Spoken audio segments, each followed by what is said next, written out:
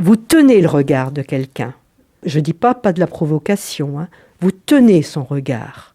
Aussi bien quand la personne est vraiment complètement déjantée, à travers la maladie mentale, quelquefois. Il ne faut pas perdre le regard quand même. Lui dire, on est là, je suis avec vous.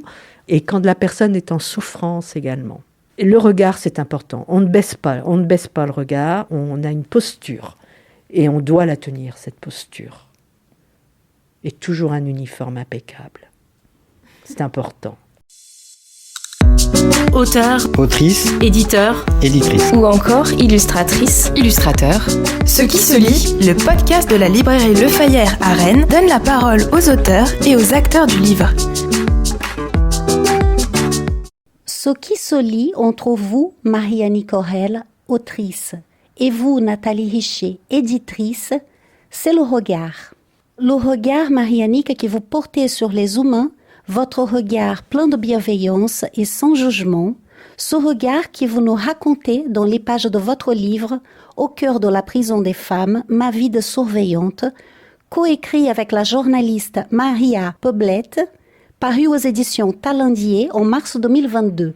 Vous avez commencé votre carrière à l'âge de 21 ans. Vous êtes en retraite depuis 2017 et vous avez rempli votre vie professionnelle des rencontres en prenant de l'auteur pour observer, en gravissant des échelons jusqu'à la fin de votre parcours où vous aviez atteint le grade de major.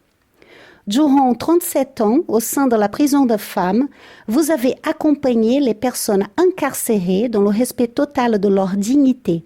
Quel que soit le crime commis, quel que soit leur état de détresse, vous n'avez jamais oublié, grâce à votre regard sans cesse renouvelé, de vous battre pour améliorer les conditions de vie des personnes autour de vous. Dans votre livre, vous nous racontez une prison où la vie est dure. Pour autant, avec vos yeux bien ouverts, c'est à nous qui vous confiez la possibilité de regarder l'univers carcéral d'une autre façon. Marie-Annie Corel, comment votre regard sur les femmes a changé depuis votre arrivée à la prison de femmes de Rennes?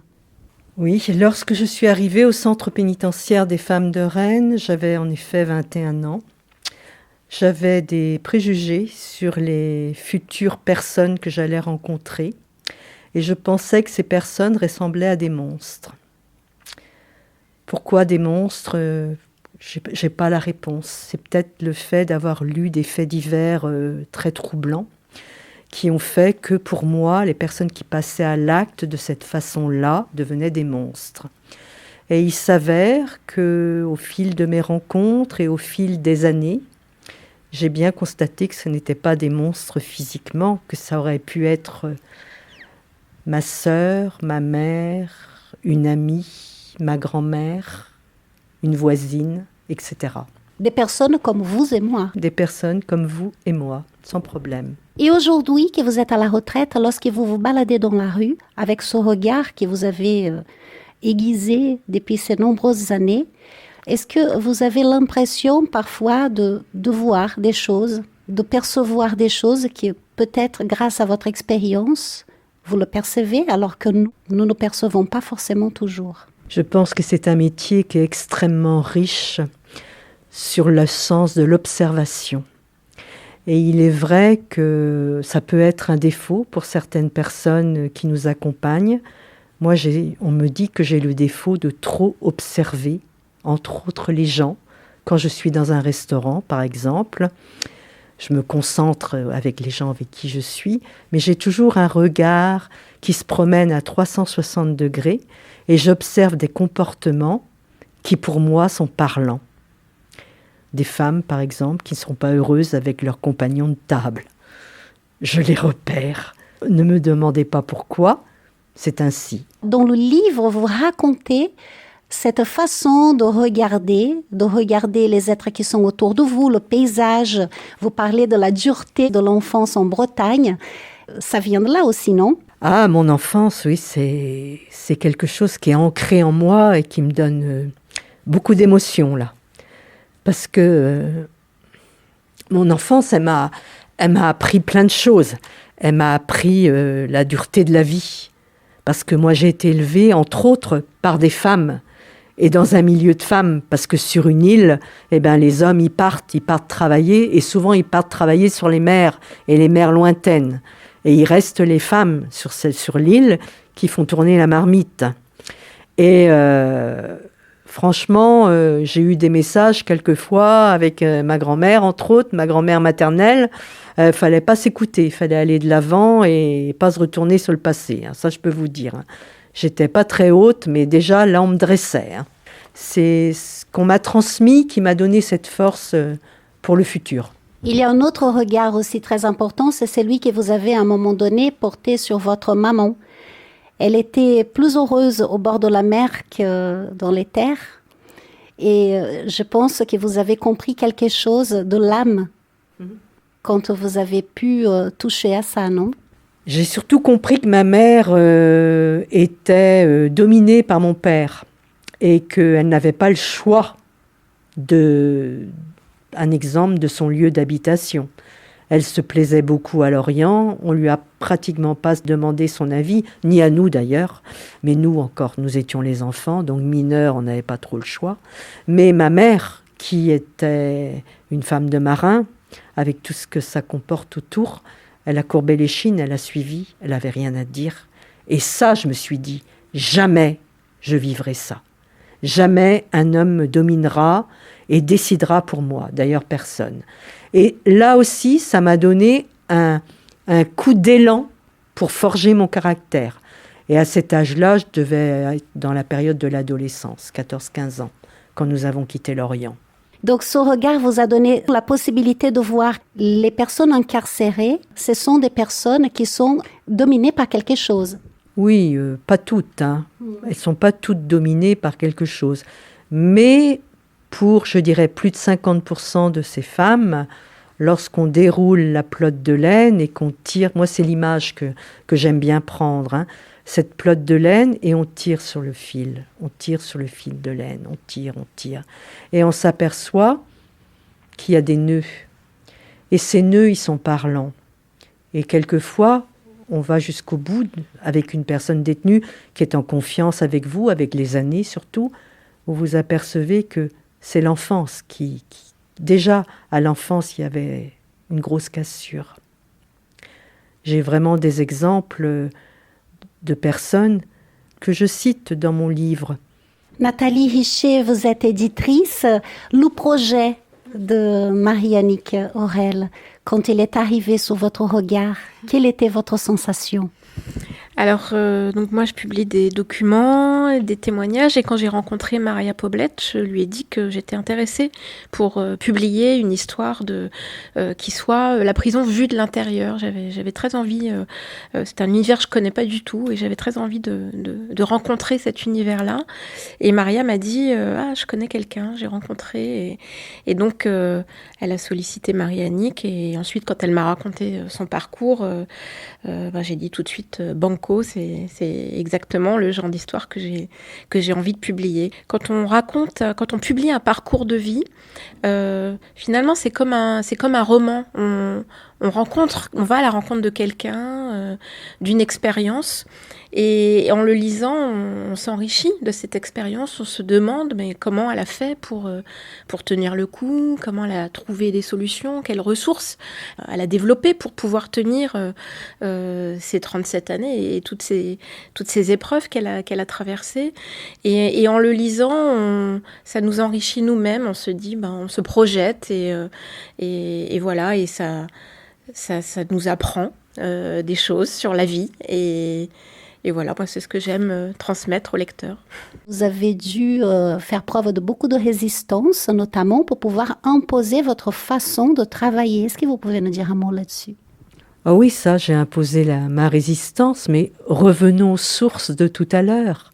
Lorsqu'on arrive de l'île de Groix, lorsqu'on a eu des messages en continu qui vous ont imprégné de force, je me suis dit, je lâcherai pas ce métier, je vais l'apprivoiser et je vois pas pourquoi je céderais. Bien sûr qu'il y a une ligne de conduite, bien sûr que je travaille pour une institution qui est le ministère de la Justice, qui représente la loi. justice, c'est un mot très fort. Je dois respecter les règles. Je ne suis pas là pour les casser, loin de là. Mais j'avais envie d'aller de l'avant. J'avais envie de faire autre chose que de là aussi, courber les chines. Il n'était pas question. Moi, ce que je trouve formidable dans ce parcours qu'elle raconte, c'est que finalement, Marie-Annick, elle découvre un métier, mais elle ne fait pas que le découvrir, elle le fait sien et elle le transforme. C'est-à-dire que elle le transforme avec sa personnalité, c'est-à-dire que elle l'exerce dans l'humanité. Et avec, elle parlait de force. Moi, ça m'avait beaucoup frappée la première fois qu'on s'est rencontrés. Elle m'a dit, je suis issue de cette histoire de force. Donc, ces femmes de marins. Et donc, elle se met à la fois en empathie, en humanité avec les détenus, mais elle sait toujours garder la bonne distance. Elle sait marquer la limite. Et ça, je pense que c'est le plus difficile dans ce métier, en fait. Vous avez dit dans votre livre que vous avez eu une chance extraordinaire, c'était de se faire épauler par votre tutrice dès le départ, donc une personne qui vous rendait presque hommage dans votre livre finalement. Je lui rends hommage, et parce que j'y tenais là aussi, parce que sans elle, je n'aurais pas continué le métier, ça c'est certain. Elle était ma lumière et quand je suis toujours en contact avec elle, bien sûr, elle fait presque, c'est la sœur que je n'ai pas eue. Et je lui dis souvent, si tu n'avais pas été là, je ne serais pas ce que je suis aujourd'hui. Quel est le message en tant qu'éditrice que vous aussi, vous avez eu envie de transmettre? Mieux faire connaître ce qui se passe à la fois à l'intérieur des prisons, la condition des femmes, la manière dont elles sont perçues à l'extérieur est souvent différente de ce qu'on découvre au final, puisque, comme le disait Marie-Annick, ça pourrait être n'importe qui, et elles sont confrontées à la solitude.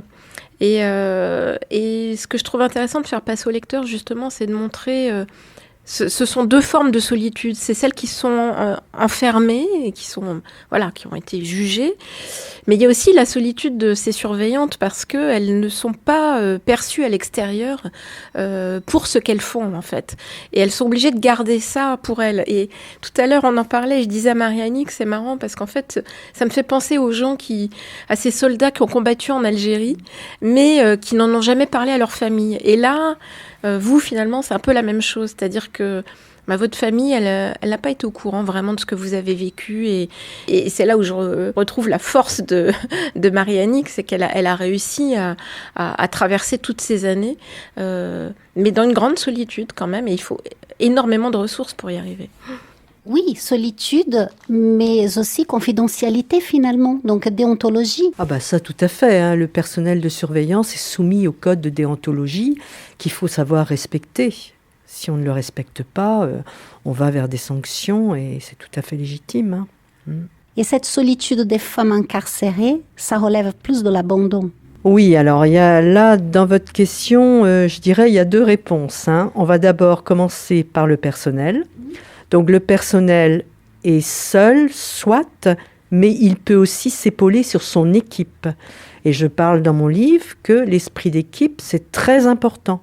Lorsque vous vivez une situation extrêmement douloureuse, et Dieu sait qu'il y en a en prison, et je peux vous en citer une en exemple. J'ai eu dans les années 90 une collègue pour qui j'avais beaucoup d'estime, qui s'est laissée embringuer, je dirais, par une détenue. Hein, peut-être une histoire d'amour, je ne veux pas décortiquer l'affaire, hein. La justice est passée. Toujours est-il que la détenue avait réussi à lui tirer un téléphone portable dans les années 90. Hein. On n'est pas en 2022. Hein. Cette surveillante a été sanctionnée, elle a perdu son emploi. J'ai toujours dit, et j'ai toujours pensé, d'ailleurs je l'ai revue après, cette surveillante, je lui ai dit, pourquoi vous n'en avez pas parlé au moins à une collègue de confiance?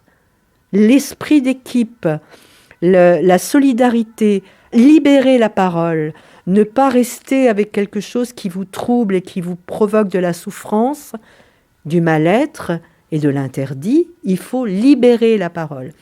Et ce que je peux dire aujourd'hui par rapport au personnel, c'est qu'il manque ces moments de groupe de parole. Peut-être que c'est mis en place depuis 2017. Moi, je ne les ai pas vécus et ils m'ont manqué. Alors, on les improvisait. Et quand je parle de service de nuit dans mon livre, où on se retrouve après un événement pas toujours marrant, hein, on a eu ri, bien sûr, mais pas à chaque fois. Eh bien, quand on se retrouvait autour de la table et qu'on pouvait libérer la parole et parfois pleurer. J'ai vu des collègues pleurer parce que c'est normal, on libère la parole, on libère ses émotions, point. Si on n'arrive pas à le faire, c'est horrible. Vous ne pouvez pas imaginer les dégâts que ça peut faire. Et c'est là qu'on voit des personnels de surveillance, malheureusement, aller vers des addictions telles que l'alcool, les médicaments et aujourd'hui peut-être le cannabis. Peut-être. Et je ferme cette parenthèse. Je vais vous parler maintenant des détenus. Hein, on est deux entités différentes. Il ne faut pas tout mélanger. Hein. D'où cette distance. Il faut toujours garder sa distance. Les détenus. Femmes. Je parle des femmes parce que je ne veux pas parler des hommes. Ce n'est pas le fond de mon métier. Moi, je connais bien les femmes et particulièrement les femmes condamnées à de très longues peines. Ces femmes, elles sont vite très seules. Au départ, peut-être, elles ont un petit peu de visite, et encore. Mais elles sont souvent très seules. D'où cet abandon. Au fil du temps, les parloirs, c'est pur. Alors au départ, il y a souvent, quand il s'agit de femmes qui vont avoir des longues peines, au départ, il y a le père, la mère, les frères et les sœurs, etc. Puis après, ça c'est pur. Quelquefois le compagnon. Alors le compagnon, lui, ça dure jamais longtemps. Hein. Au-delà d'1 an, 2 ans, c'est fini. Hein. Des fois même, il vient, mais il a sa maîtresse qui attend dans la voiture. Hein. Moi, j'ai connu ça. Donc, ces femmes sont rapidement seules, vite abandonnées. Donc, elles trouvent des leviers à l'intérieur de la prison, ce qu'on appelle des leviers de survie, parce qu'autrement, elles ne peuvent pas tenir. C'est pas possible. Alors, elles se lèvent tous les matins, elles vont travailler. Pour certaines, elles font du sport, elles font des activités, parce qu'en prison, c'est une micro-société. Hein. Elles font des études, elles font des formations. Elles s'accrochent à ce qu'elles peuvent. Mais elles sont seules, en effet. Comment vous avez vécu ce parcours avec la journaliste et avec Marie-Annick ? Alors, au départ, je les ai vraiment laissées travailler toutes les deux. Donc, elles ont fait des longs entretiens. J'ai lu une première version. J'ai fait des commentaires, elles ont retravaillé. Et puis ensuite, à la fin, j'ai intervenu. Là, on s'est rencontrés plus longuement avec Marie-Annick. Et quand on est éditrice, il y a une forme d'empathie aussi. Donc, j'avais besoin de comprendre vraiment qui elle était. Et il y a des choses que je lui demandais de développer davantage. C'est une construction au long, on va dire, pour à la fin avoir le meilleur rendu possible. Quelle est votre relation là aujourd'hui ? On s'entend bien. Une relation sympathique, une relation de femme sympa. On est très à l'aise. Enfin, moi, je suis très à l'aise avec Nathalie. C'est trop chouette, les filles.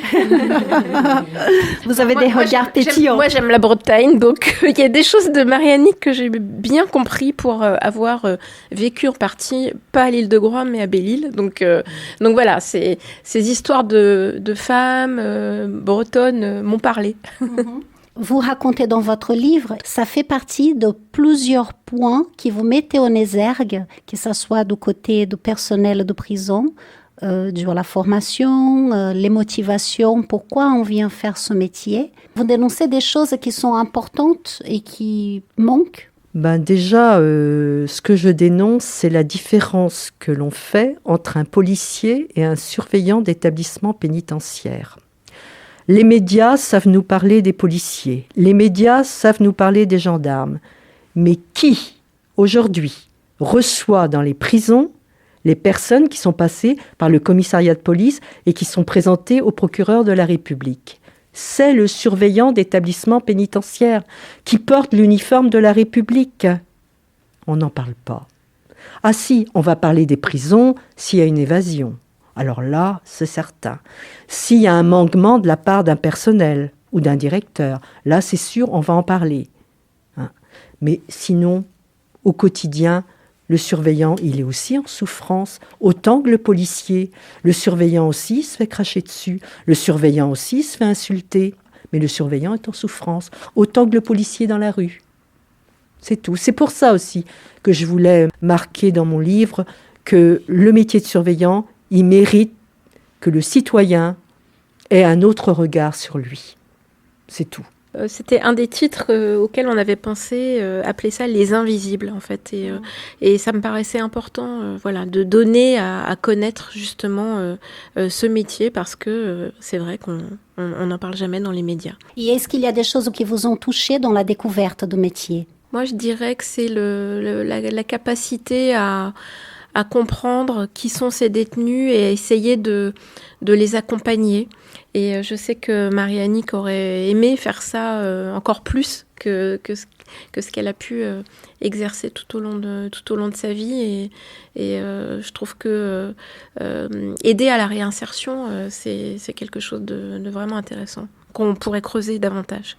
Quel message vous souhaitez passer, Marie-Annick, pour ces personnes qui pourraient s'imaginer travailler dans ce métier aujourd'hui ou demain?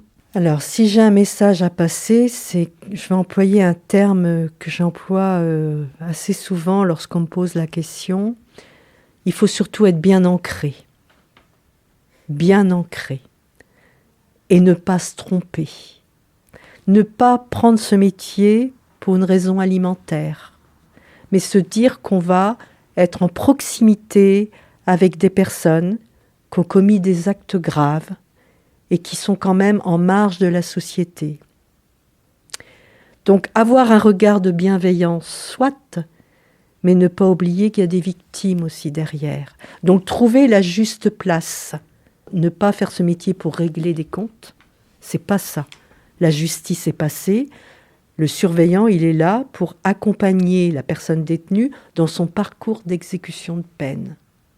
Avant de l'accompagner dans son parcours d'exécution de peine, il reçoit la personne détenue qui est en attente de jugement. Être ancré et en même temps être en distance et avoir de la bienveillance, de l'écoute et respecter les règles de sécurité. Alors tout ça, c'est un mixte. Il faut être solide. C'est pas simple. Et quand on a 21 ans, je dirais, excusez-moi pour la jeunesse, je dirais avoir 21 ans aujourd'hui, c'est pas avoir 21 ans dans les années 80. Donc, réfléchissons bien, mais c'est un très beau métier, et si c'était à refaire, je le referais, avec une dose de réinsertion. Donc, je passerai par la case surveillant, mais je pense que je dévierai vers la case socio-éducative. Vous voyez, Marie-Annick, c'est un roc et un roc de granit. C'est marrant parce qu'en fait, je pensais à ça tout à l'heure. Je me disais que vous étiez quelqu'un de vraiment ancré.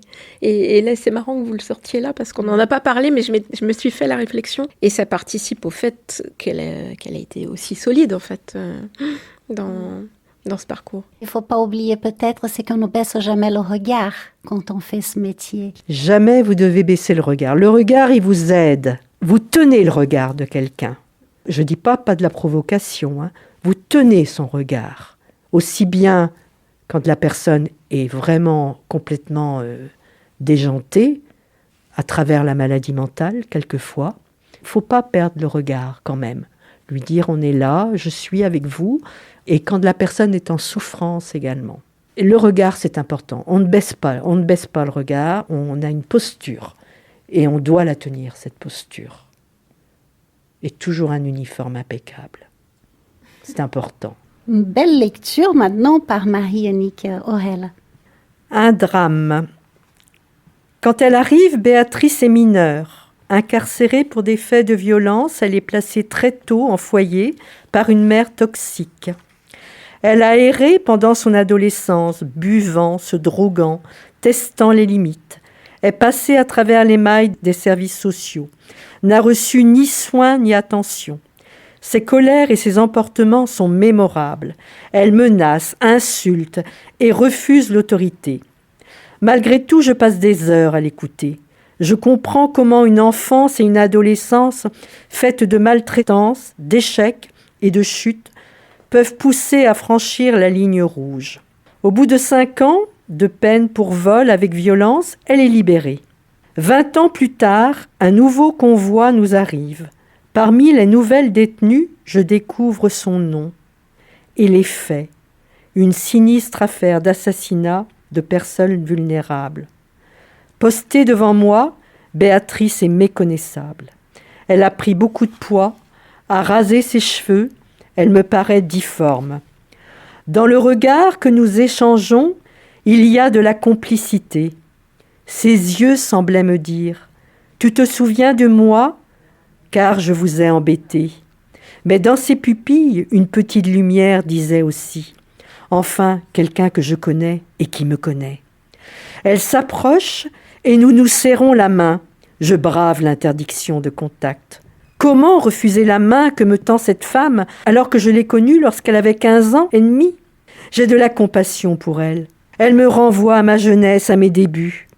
Elle me parle de moi, spontanément, comme une copine d'école perdue de vue depuis longtemps. « Vous n'avez pas changé, sauf que vos cheveux sont gris. » Je lui réponds, et je porte des lunettes. Je suis contente de vous voir. On a fait un bout de chemin ensemble, car je suis condamnée et vous n'êtes pas prête de partir à la retraite. L'addition est salée. Le passage à l'acte a dû être corsé. C'est normal. S'il y avait eu la peine de mort, j'y serais passée. Ce que j'ai fait est dégueulasse. En plus, j'ai entraîné mon fils. Mais je picole, je prends des drogues, je ne me souviens plus de rien. Nous faisons en effet un bout de chemin ensemble, un triste chemin. Polytoxicomane, Béatrice ne se soigne pas et son état se dégrade. Elle prend beaucoup de médicaments. Elle est surveillée, bien entendu, mais des pans entiers des trafics nous échappent. Loin de s'investir, elle refuse toute aide et s'éloigne chaque jour un peu plus de toute dynamique de reconstruction. Plusieurs années après son arrivée, elle tombe gravement malade. Prise en charge, hospitalisée régulièrement à l'unité hospitalière sécurisée interrégionale, elle suit des cures de chimiothérapie et un traitement en psychiatrie. Elle revient souvent impatiente de retrouver ses compagnes qui l'aident, qui font son lit, l'accompagnent en promenade, la soutiennent moralement. En moins d'1 an, son état a considérablement empiré. Sa place n'est plus parmi nous. Pourtant, elle insiste. « Je ne veux pas mourir à l'hôpital. Je veux mourir en prison, entourée de mes copines, répète-t-elle. Madame, son matelas s'affaisse, m'interpelle une co-détenue. On lui apporte un matelas neuf. Je me sens partir. Ne me faites pas croire que je vais être en rémission. Je suis prête à crever. Je suis cuite de partout. » Ces paroles sont si dures à entendre, elles blessent. Pourtant, nous ne devons pas montrer nos sentiments. Mais cette fois est pour moi plus difficile qu'aucune autre. Sa co-détenue appelle souvent.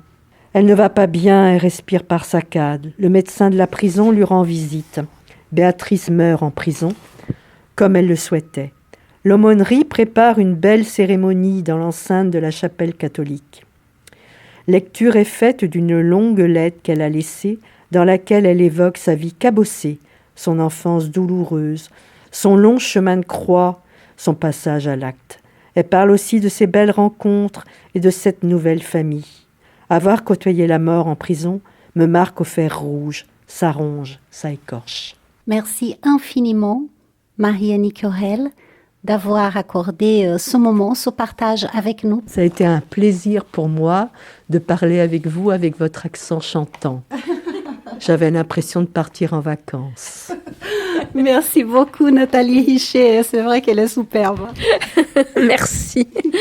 Ce qui se lit, le podcast de la librairie Le Fayeur, avec Marie-Annick Corel, autrice, et Nathalie Richer, éditrice, qui parle du livre de Marie-Annick Corel, Au cœur de la prison de femmes, Ma vie de surveillante, paru aux éditions Talendier. Merci à l'équipe Le Fayeur d'avoir organisé cette rencontre. Ce podcast a été réalisé par Juliana Alain pour la librairie Le Fayeur. Le podcast vous a plu ?